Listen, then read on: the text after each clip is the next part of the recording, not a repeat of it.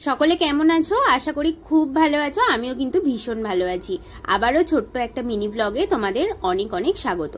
আজকে চলে গিয়েছিলাম একটা বিয়ে বাড়িতে। বিয়ে বাড়ি গিয়ে কি কি খাওয়া দাওয়া করলাম সেটাই আগে তোমাদের দেখাচ্ছি। একটু দেরি করে গিয়েছিলাম, সেই জন্য আর স্টার্টার সেরকম খাওয়া হয়নি, আর ফুচকাটা আমি একটু অ্যাভয়েডই করি। যাই হোক, তারপর প্রথম পাতেই দিয়ে দিয়েছিল বেবি নান, আর সাথে ছিল কিন্তু পনির বাটার মশলা।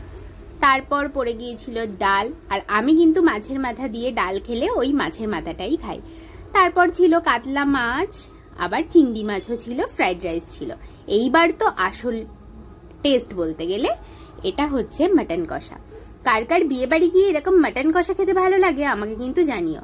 আমি কিন্তু খুব একটা তেল তেলে বা রেয়াজি পিস খেতে পছন্দ করি না। তারপর সচরাচর যেটা পড়ে থাকে চাটনি, পাঁপড়, রসমালাই আর একটা আইসক্রিমও ছিল। বেশ ভালোই কাটলো বিয়ে বাড়িটা। চলো দিদিকে